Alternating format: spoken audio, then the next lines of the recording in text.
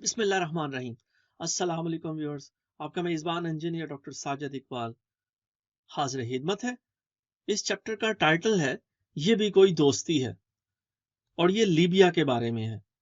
یہ بات ہمارے لیے قدر حیران کن تھی کہ پاکستان لبریشن موومنٹ کیس کے پکڑے جانے کے بعد اور اسلام آباد میں لیبیا کے سفارت خانے کی تقریباً صفائی کے بعد جو نیا عملہ تعینات کیا گیا، اس نے بھی اپنے پیش رووں کا سا رویہ جاری رکھا، یعنی وہ بے خوف و خطر اپنی مرضی اور منشا کے مطابق مروجہ سفارتی آداب کو بالائے طاق رکھتے ہوئے پاکستان میں ہر جائز و ناجائز کام کرنے کو اپنا حق سمجھتے تھے۔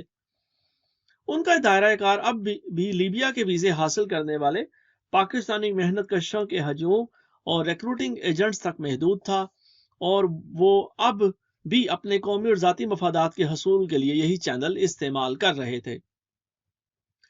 ہمارے ذرائع نے ہمیں اطلاع دی کہ المرتضی نامی ایک ریکروٹنگ ایجنسی کو، جس کو مسٹر بہاری نے لائبیریا میں رجسٹر کروایا تھا، 5000 ریٹائرڈ فوجی یا سابقہ پولیس اہلکار لیبیا برآمد کرنے کا کانٹریکٹ دیا گیا ہے۔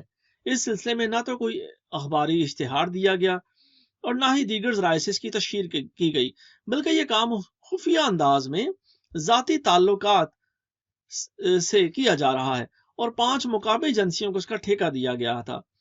مقامی ریکروٹنگ ایجنسیاں 14,000 روپے فی ریکروٹ معاوضہ وصول کر رہی تھیں، اور ان سے ایک ایسے معاہدے پر دستخط کروائے جا رہے تھے جس کے مطابق انہوں نے تمام حقوق اور مفادات کا سودا کر دیا تھا۔ یہ معاہدہ بھیڑ بکریاں خریدنے کے مترادف تھا۔ سابق فوجی اور پولیس کے جوان دھڑا دھڑ بغیر سوچے سمجھے بھرتی ہو رہے تھے اور پیسے بھی دیتے جا رہے تھے۔ وہ شاید فارم کو اچھی طرح پڑھ بھی نہیں رہے تھے کہ وہ کس معاہدے پر دستخط کر رہے ہیں۔ پاکستان سے کی روانگی بھی خفیہ رکھی جا رہی تھی۔ ریکروٹنگ ایجنٹوں نے ان سے پاسپورٹ حاصل کر لیے تھے، اور انہیں کراچی میں ایک مقام پر اکٹھے ہونے کا وقت اور تاریخ بتا دی جاتی تھی۔ انہیں بتایا گیا تھا کہ انہیں لیبیا میں سرکاری عمارتوں اور بینکوں میں گارڈ کی حیثیت سے بھرتی کیا جا رہا ہے۔ اس وقت خطے کی سیاسی صورتحال کچھ ایسی تھی جس سے بخوبی اندازہ لگایا جا سکتا تھا کہ فوج کے تربیت یافتہ ان ریٹائرڈ افراد کو کسی دوسرے ملک کے خلاف لڑائی میں استعمال کیا جا سکتا ہے۔ مشرق وسطیٰ کے فوجی تنازع کے علاقے میں پاکستان کے سابق فوجیوں کی کسی محاذ پر اتنی بڑی تعداد میں ہمارے لیے سنگین سیاسی مسائل کھڑے کر سکتی تھی۔ یوں میں ریٹائرڈ فوجیوں کا اس انداز میں بھرتی کیا جانا غیر قانونی تھا، کیونکہ ایک سابق فوجی افسر کے لیے دوسرے ملک میں ملازمت حاصل کرنے کے لیے GHQ کے ویلفیئر اور ریہیبلیٹیشن ڈائریکٹریٹ اور دوسرے رینکس کے لیے اپنے متعلقہ ریجیمنٹل سینٹر سے NOC حاصل کرنا ضروری ہوتا ہے۔ دوسری قابل توجہ بات یہ تھی کہ ان میں سے متعدد ریٹائرڈ فوجیوں نے اس ویزا کے حصول کے لیے اپنے قیمتی اثاثے فروخت کر کے رقمیں جمع کروائی تھیں۔ یہ بہرحال ایک غیر اخلاقی، ظالمانہ اور غیر انسانی معاملہ تھا، اور ساتھ ہی ان سے غلامی کے ایک معاہدے پر دستخط کروائے جا رہے تھے۔ ایک خدشہ یہ بھی تھا کہ اگر یہ اطلاع فوج کے حاضر سروس جوانوں تک پہنچ گئی تو شاید ان میں سے کئی ایک فوج سے استعفیٰ دے کر وہ بھی اس سروس کو جوائن کرنے لیبیا چلے جائیں۔ ISI کے پاس اس کیس کو اپنے ہاتھ میں لینے کی ایک سے زائد وجوہات تھیں۔ ہم نے دفتر خارجہ سے رابطہ کیا اور ان کی توجہ اس طرف دلائی، مگر انہوں نے حسب معمول بیوروکریٹک رویے کا مظاہرہ کیا۔ انہوں نے لیبیا کے سفارت خانے کو معمول کے مطابق ایک خط ارسال کیا۔ ظاہر ہے وہ کسی بھی طرح نتیجہ خیز ثابت نہ ہوا۔ لیبیا کے سفارت خانے نے اسے ایک پرائیویٹ ریکروٹنگ بزنس قرار دے کر اس پر مزید خط و کتابت کرنا گوارا نہ کیا۔ انہوں نے اس حقیقت کو بھی نظر انداز کر دیا کہ ان افراد کو لیبیا کے ویزے بہرحال لیبیا کے سفارت خانے نے ہی جاری کرنا ہے، اور یوں اس بزنس میں براہ راست ملوث ہوتے ہیں۔ ہمارے دفتر خارجہ کی کارکردگی بس اس حد تک محدود رہی۔ ہم نے اس کیس پر مختلف ترجیحات کو سامنے رکھ کر غور کیا۔ پہلی ترجیح یہ تھی کہ اپنے آدمیوں کو ایک محسوس تعداد کو بھرتی کروا کر لیبیا بھجوایا جائے، جو وہاں جا کر گروپ لیڈرز بن جائیں۔ یوں وہ ہمیں معلومات بھی فراہم کرتے رہیں گے اور کسی بھی غلط کام پر مجبور کیے جانے کی صورت میں بغاوت بھی کر سکیں گے۔ مگر ISI کے لیے اس پر عمل کرنا اس لیے ممکن نہ تھا کہ ہمارے پاس ریکروٹنگ ایجنٹوں کو دینے کے لیے درکار فنڈز نہ تھے۔ DGI نے ہمیں ہدایات دیں کہ ہم اس سلسلے میں کم سے کم مداخلت کا راستہ اختیار کریں یا پھر اسے بھول جائیں۔ ڈی جی آئی کے ریمارکس یہ تھے: انہیں جہنم میں جانے دو، ہمارے پاس اور بہت کام ہے جن کی اہمیت اس سے زیادہ ہے۔ مگر وسیع تر قومی مفاد میں ہم نے اس کیس کو ترک نہ کیا۔ ہمیں پہلے 2 دستوں کی روانگی کے شیڈول اور فلائٹ نمبر کا علم ہوا، چنانچہ ہم نے صورتحال سے نمٹنے کی مکمل تیاری کر لی۔ پہلی پرواز سے جانے والے افراد کو کراچی میں خفیہ مقام پر اکٹھا کر کے ان کے پاسپورٹ ان کے حوالے کیے گئے اور انہیں کراچی ایئرپورٹ پر کھڑے ایک چارٹر طیارے میں سوار کرا دیا گیا۔ جہاز کے دروازے بند ہوئے اور اس نے رن وے پر دوڑنا شروع کر دیا۔ ایئرپورٹ کی عمارت سے کچھ فاصلے پر جہاز اچانک ایک جھٹکے سے رک گیا۔ جہاز کے دروازے کھلے اور لیبیا میں ایک خوشحال اور خوبصورت زندگی کے خواب دیکھنے والوں کے سامنے ایک غیر متوقع منظر تھا۔ پولیس کی گاڑیوں نے جہاز کو چاروں طرف سے گھیرے میں لے رکھا تھا۔ تمام افراد کو جہاز سے اتارا گیا اور انہیں بتایا گیا کہ تمہیں NOC اور امیگریشن حکام سے اجازت کے بغیر غیر قانونی طور پر ملک سے باہر جانے کے جرم میں زیر حراست لیا جا رہا ہے۔ انہیں گرفتار کر کے FIA کے حوالے کر دیا گیا، جہاں ان کے خلاف فردن مقدمات درج کر لیے گئے۔ 2 روز کے بعد دوسرے گروپ کے ساتھ بھی یہی دہرایا گیا۔ ملکی قوانین کے مطابق خلاف ورزی کرنے کے جرم میں ریکروٹنگ ایجنٹوں خورشید عمر، مسز خورشید، عبدالحمید مرزا، تاج عباسی اور محمد یعقوب مرزا کو بھی گرفتار کر لیا گیا۔ جب یہ لوگ پروگرام کے مطابق لیبیا نہ پہنچے تو اس دھندے میں ملوث افراد کو تشویش لازم تھی۔ نتیجتاً اگلے گروپوں کو بھجوانے کا سلسلہ رک گیا۔ جنہوں نے 14,000 دیا ہوا تھا وہ ریکروٹنگ ایجنسیوں کے مالکان کو ڈھونڈ رہے تھے اور اندر ہی اندر ایک افراتفری کا عالم تھا۔ ہم DGI اور صدر پاکستان کو حالات سے مکمل طور پر باخبر رکھے ہوئے تھے۔ چند روز کے بعد میرے ایک پرانے دوست اور ساتھی کرنل مجھے ملنے آئے۔ گفتگو کے دوران میں انہوں نے مجھ سے اس کیس کے بارے میں بات شروع کی۔ جلد ہی وہ مطلب کی بات پر آ گئے۔ انہوں نے مجھے بتایا کہ مجھے المرتضیٰ کے مالک بہاری نے بھیجا ہے، جو اس وقت راولپنڈی کے انٹر کانٹیننٹل ہوٹل میں ٹھہرا ہوا ہے، اور وہ اس سلسلے میں کسی بھی قیمت پر آپ سے معاملہ طے کرنا چاہتا ہے۔ میں نے کرنل کو اس کیس پر سرکاری نقطہ نظر سے آگاہ کیا، مگر کرنل نے اپنی پیشکش اور زیادہ واضح طور پر بیان کر دی۔ انہوں نے کہا کہ وہ ایک دوست کی حیثیت سے میں اس معاملے کو ختم کرنے کے لیے بیچ بچاؤ کروانا چاہتا ہوں۔ اس سے سب کا بھلا ہوگا۔ نو کرنل، میں کچھ نہیں کر سکتا۔ میرا جواب سن کر وہ IC کہتے ہوئے کھڑے ہو گئے اور کہنے لگے، میں ایک ریٹائرڈ فوجی افسر ہوں اور ان دنوں نوکری کی تلاش میں ہوں۔ کل کو آپ بھی ریٹائر ہوں گے، میری طرح در بدر نوکری کے لیے بھیک مانگیں گے، مگر میں آپ کو یقین دلاتا ہوں کہ کوئی بھی آپ کی حالت پر ترس نہیں کھائے گا۔ آپ کی ایمانداری اور اصول پسندی اپنی جگہ، مگر یہ آپ کے بچوں کا پیٹ نہیں بھرے گی۔ آج آپ کے پاس بہاری جیسے امیر آدمی پر احسان کرنے کا بہترین موقع ہے۔ وہ لندن میں شاہانہ زندگی گزار رہا ہے، اس کا بہت بڑا کاروبار ہے۔ اگر آپ اس پر یہ احسان کر دیں گے تو میں آپ کو یقین دلاتا ہوں کہ وہ آپ کی خواہش اور طلب کے مطابق آپ کی خدمت کرے گا، وغیرہ وغیرہ۔ میں نے کہا، میری ریٹائرمنٹ کے بعد میری اور میرے بچوں کی خوشحالی میں آپ کی دلچسپی کے لیے بہت شکریہ، لیکن میں اصول اور قانون کے خلاف ان کی کوئی مدد نہیں کر سکتا۔ یہ سن کر کرنل صاحب یہ کہتے ہوئے میرے کمرے سے رخصت ہو گئے، بہاری کے ہاتھ بہت لمبے ہیں۔ اگلے روز مجھے بہاری کا فون آیا۔ اس نے کہا، میں بہاری بول رہا ہوں اور مجھے آپ سے ملنا ہے، کوئی مناسب وقت بتا دیجیے۔ میں نے کہا، میں آپ کو نہیں جانتا، کوئی کام ہو تو بتائیے، ورنہ میں آپ سے مل نہیں سکتا، اور یہ کہہ کر ریسیور رکھ دیا۔ تھوڑی دیر کے بعد پھر فون کی گھنٹی بجی۔ بہاری ایک بار پھر لائن پر تھا۔ اس نے کہا، میں پولیس کے زیر حراست افراد کے بارے میں آپ سے بات کرنا چاہتا ہوں۔ میں نے پھر اسے بات کرنے سے انکار کیا۔ وہ گڑ گڑانے لگا، پلیز مجھے ملاقات کا ایک موقع دے دیں یا میرے ہوٹل کے کمرے میں تشریف لے آئیں۔ میں آپ کو یقین دلاتا ہوں کہ ہم کسی نہ کسی نتیجے پر پہنچ جائیں گے۔ اس کا گڑ گڑا کر بات کرنا مجھے قائل نہ کر سکا اور میں نے ملاقات سے صاف انکار کر دیا۔ چند روز کے بعد ایک اور شریف آدمی میرے ایک دوست کے ہمراہ میرے گھر آیا۔ اس نے کہا کہ میں زیر حراست ریکروٹنگ ایجنٹ عبدالحمید کا کزن ہوں۔ عبدالحمید کو ایک بار معاف کر دیا جائے تو میں ہمیشہ کے لیے ریکروٹنگ کا مکرو دھندا ہی چھوڑ دوں گا۔ ہم امیگریشن، FIA اور پولیس کی نت نئی کارروائیوں سے تنگ آ چکے ہیں۔ بھرتی کیے جانے والے افراد کے اہل خانہ الگ ہماری جان کے درپے ہیں۔ ہر کوئی ہم سے حصہ مانگ رہا ہے۔ اس صورتحال نے ہمیں تباہ و برباد کر کے رکھ دیا ہے اور ہماری عزت نفس شرمناک حد تک مجروح ہو چکی ہے۔ میں نے اسے بتا دیا کہ معاملہ میری پہنچ سے باہر ہے اور میں کچھ نہیں کر سکتا۔ وہ ایک بار پھر گویا ہوا۔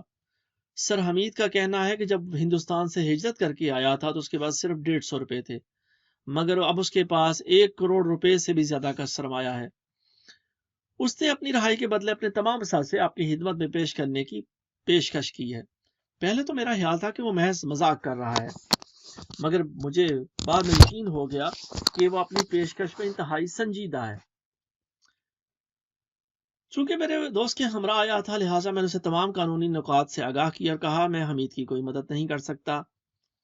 پھر بھی مجھ سے یہ وعدہ لینا چاہتا تھا کہ حمید کا کیس فوجی عدالت کے بجائے سول عدالت میں بھجوایا جائے۔ میں نے اس سے کہا یہ فیصلہ کرنا پولیس اور FIA کا کام ہے اور میں اس سلسلے میں بھی کوئی وعدہ نہیں کر سکتا۔ تاہم وہ جانے لگا تو میں نے باتوں باتوں میں اس سے کہا حمید اور اس طرح کے دوسرے لوگ جو غریب محنت کشوں اور بے روزگار لوگوں کو ان کے آخری اثاثوں سے بھی محروم کر دیتے ہیں مجرم ہیں اور انہیں اس جرم کی کچھ نہ کچھ سزا تو ضرور ملنی چاہیے۔ گھر کے دروازے پر جب میں انہیں رخصت کر رہا تھا تو میری 1963 ماڈل کی کار دیکھ کر اس نے کہا سر کم از کم آپ اپنی گاڑی ہی ہمیں بدلنے کی اجازت دے دیں، یہ کار تو کسی طرح بھی ایک بریگیڈیئر کے شایان شان نہیں ہے۔ اس کی یہ آفر اونٹ کے کمر پر آخری تنکے کے بوجھ کے مترادف تھی۔ اب میرے صبر کا پیمانہ لبریز ہو چکا تھا۔ میں اپنی فوجی زبان میں اس پہ برس پڑا اور اسے کک بھی دے ماری۔ میرے اس غیر متوقع عمل پر وہ معافیا مانگتا ہوا بھاگ کھڑا ہوا۔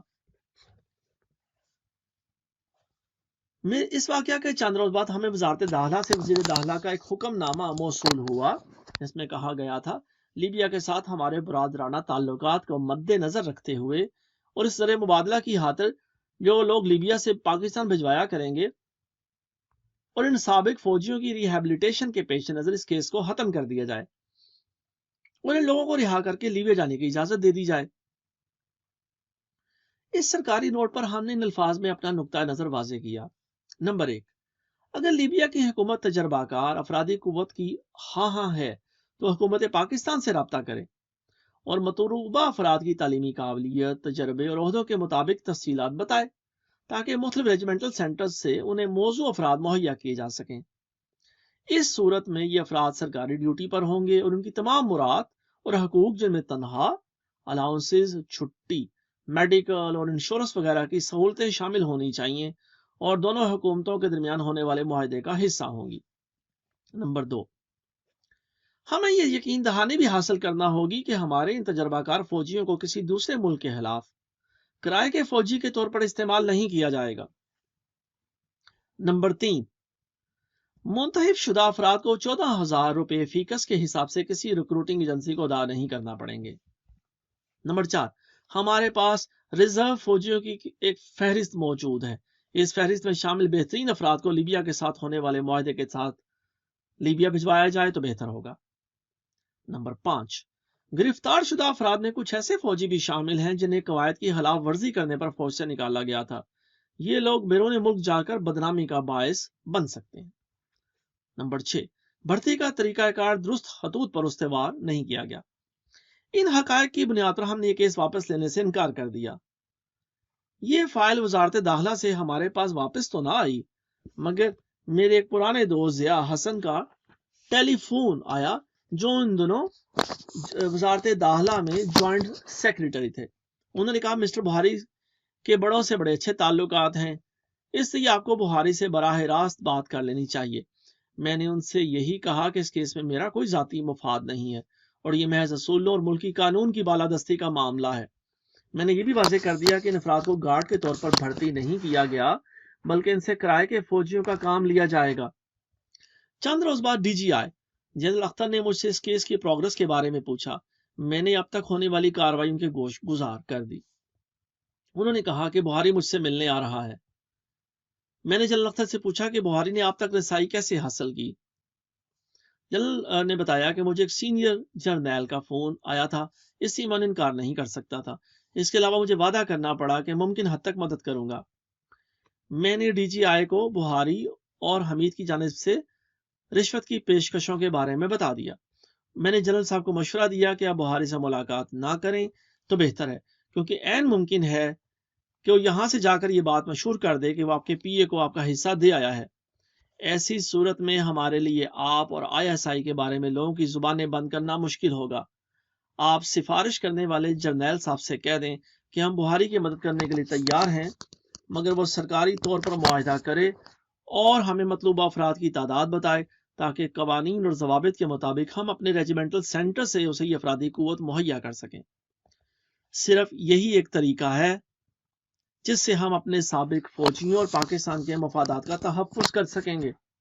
میری اس درخواست پر جنرل اختر کا رد عمل قابل تحسین تھا۔ انہوں نے بہاری سے ملاقات کرنے سے انکار کر دیا۔ اس واقعہ کے کچھ عرصہ بعد میں اپنی اگلی پوسٹنگ پر چلا گیا اور میری جگہ کرنل امتیاز، بریگیڈیئر امتیاز، ڈائریکٹر انٹیلیجنس بیورو، جنہیں میاں نواز شریف کے وزارت عظمیٰ کے دور میں ان کے ایک بااعتماد ساتھی کے طور پر شہرت حاصل ہوئی، نے مجھ سے ڈی جی آئی بی کے عہدے کا چارج لے لیا۔ ان کے چارج لینے کے بعد میں نے اخبارات میں یہ خبر پڑھی کہ 3000 سابق فوجیوں اور پولیس اہلکاروں کو لیبیا بھجوایا گیا تھا، مگر وہاں انہیں تریپولی، الگیلان، القفرہ اور الشوارف کے کیمپوں میں قیدیوں کی طرح رکھا گیا ہے۔ اخبار کے مطابق ان لوگوں کو مجبور کیا جا رہا ہے کہ وہ ضروری فوجی تربیت حاصل کرنے کے بعد چاڈ اور مصر کے خلاف لڑائی لڑیں۔ اطلاع کے مطابق ان کار پر بہت سے جوانوں کو تشدد کا نشانہ بھی بنایا گیا تھا۔ ان میں سے قیدی کسی طرح کیمپ سے فرار ہو کر پاکستان پہنچنے میں کامیاب ہو گیا اور اس نے پاکستان میں اپنے دوستوں، رشتہ داروں سے مل کر حکومت پاکستان سے رجوع کیا، جلوس نکالے، اخبارات میں خبریں چھپوائیں، گھیراؤ کیے، تب کہیں جا کر سرکار نے ان کی مدد کا فیصلہ کیا۔ ایک دوسرے اخبار میں شائع ہونے والی خبر کچھ یوں تھی: 2700 پاکستانی مصیبت۔ وفاقی وزیر محنت، افرادی قوت اور سمندر پار پاکستانی غلام دستگیر خان عید الضحیٰ کے فوراً بعد ایک ٹیم لے کر تریپولی روانہ ہو رہے ہیں۔ یہ ٹیم لیبیا کے حکام سے ان 2700 پاکستانیوں کی رہائی اور وطن واپسی کے بارے میں مذاکرات کرے گی، جن کے بارے میں کہا جاتا ہے کہ وہ لیبیا کے مختلف کیمپوں میں شدید مشکلات کا شکار ہیں۔ لیبیا میں پاکستانی ایمبیسی کے حکام کی کوششوں کے باوجود ان لوگوں تک رسائی حاصل نہیں ہو پائی۔ ان افراد کو راولپنڈی کے 5 ریکروٹنگ ایجنٹوں نے المرتضی ایسوسی ایٹس کی ایما پر لیبیا میں اہم مقامات پر گارڈز کے فرائض انجام دینے کے لیے بھرتی کیا تھا۔ خیال کیا جاتا ہے کہ سابقہ افراد سابقہ فوجی ہیں جنہیں ہتھیاروں کے استعمال کی مزید تربیت دی گئی ہے اور لیبیا کی حکومتوں نے یہ ہتھیار مہیا کرنا تھے۔ المرتضی ایسوسی ایٹس لائبیریا میں رجسٹرڈ ہے اور اس کے مالک پاکستانی ہیں جنہیں بہاری برادرز کے نام سے جانا جاتا ہے۔ معلوم ہوا ہے کہ ان کا تعلق اٹک سے ہے۔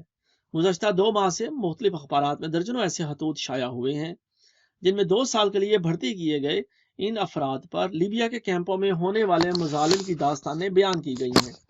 ان اطلاعات کے مطابق حکومت نے 5 مقامی ریکروٹنگ ایجنٹس کے لائسنس منسوخ کر دیے ہیں، ان کی سیکیورٹیز ضبط کر لی ہیں۔ تاہم یہ اقدام کچھ عرصہ کے بعد ان نظر بندوں کے رشتہ داروں کی جانب سے ایک اعلیٰ سرکاری اہلکار کے گھیراؤ کے بعد کیا گیا ہے۔ بتایا گیا ہے کہ دارالحکومت میں یہ واقعہ اخبار اطلاعات یا ان خطوط کی وجہ سے اعلیٰ حکام کے نوٹس میں نہیں آیا، بلکہ سرکاری ایجنسیوں کی اس واردات کا پہلے دن سے ہی علم تھا کہ ان افراد کو کس مقصد کے لیے بھرتی کیا جا رہا ہے۔ باوثوق ذرائع کے مطابق حکام کے علم میں یہ بات بہت پہلے سے تھی کہ لیبیا کی حکومت نے المرتضی ایسوسی ایٹس کے ساتھ سیکیورٹی کے فرائض انجام دینے کے لیے دنیا بھر سے 3 سے 5 ہزار افراد بھرتی کرنے کا معاہدہ کیا ہے۔ اس معاہدے کی بات شکوں کے مطابق ان افراد کو یہ فرائض لیبیا کی حکومت کی نگرانی میں انجام دینا تھے اور حکومت ہی ان کی تنخواہ وغیرہ کی ادائیگی کی ذمہ دار تھی۔ یہ معاہدہ سوئٹزرلینڈ میں کیا گیا تھا جہاں پاکستانی ایمبیسی نے اس کی توثیق کی تھی۔ بعد ازاں طرابلس تریپولی میں پاکستانی سفارتخانے کے لیبر اتاشی نے بھی اس معاہدے کی توثیق کرتے ہوئے اس پر دستخط کیے تھے۔ المرتضی ایسوسی ایٹس کے پاس چونکہ پاکستان میں کوئی ریکروٹنگ لائسنس نہیں تھا، اس لیے انہوں نے پاکستان میں راولپنڈی کے 5 سب ایجنٹوں کو اس معاہدے کی تکمیل کے لیے منتخب کیا۔ اس مقصد کے حصول کے لیے ان ایجنٹوں کو باقاعدہ پاور آف اٹارنی دی گئی تھی، جس کی توثیق اسلام آباد میں لیبیا کی ایمبیسی سے حاصل کی گئی۔ لیبیا کے سفارتخانے نے یہ سرٹیفکیٹ بھی جاری کیا تھا کہ المرتضی ایسوسی ایٹس کو گارڈز کی بھرتی کا اختیار دیا گیا ہے اور وہ اس ضمن میں انہیں ضروری ویزے بھی جاری کیے جائیں گے۔ تاہم مسٹر بہاری نے مقامی ایجنٹوں کو یہ یقین دہانی کرائی تھی کہ بھرتی شدہ افراد سے فوجی یا پیراملٹری نوعیت کی ڈیوٹی نہیں لی جائے گی اور انہیں کسی دفاعی مقصد کے لیے استعمال نہیں کیا جائے گا۔ اطلاعات کے مطابق امیگریشن بیورو، دفتر خارجہ، حتیٰ کہ اسٹیٹ بینک کو بھی اس معاملے کی خبر تھی۔ بھرتی شدہ افراد کے پہلے دستے کو کراچی ایئرپورٹ پر کاغذات کی جانچ پڑتال کے لیے روک لیا گیا تھا۔ ان میں سے جن سابقہ فوجیوں کے کاغذات درست نہیں پائے گئے انہیں روک لیا گیا، تاہم باقی افراد کو جانے کی اجازت دے دی گئی تھی۔ ان میں سے متعدد سابقہ فوجی اپنے متعلقہ اداروں سے NOC حاصل کرنے کے بعد لیبیا روانہ ہوئے تھے۔ بعد ازاں کئی اور گروپوں کو جانے سے روکا گیا، مگر بالآخر رکاوٹیں دور کروا لی گئیں اور اس سال جون تک یہ سلسلہ جاری رہا اور بالآخر 2700 پاکستانی بھرتی ہو کر لیبیا پہنچ گئے۔ دی مسلم 5 اکتوبر 1981۔ اب یہ نتیجہ حاصل کرنا قارئین کا کام ہے کہ یہ لوگ لیبیا کس طرح پہنچے، کس کس کی جیبیں بھری گئیں، ہمارے کون کون سے حکام اور دفاتر اتنے خود غرض ہو گئے تھے کہ انہوں نے اپنی ذاتی مفاد کے لیے ان ہزاروں پاکستانیوں کو جسمانی، ذہنی اور اقتصادی طور پر اس حالت زار تک پہنچا دیا۔ کیا کوئی قانون ایسا نہیں ہے کہ متعلقہ حکام کی گرفت ہو سکے؟ خدا ہی ہم سب کے حال پر رحم کرے۔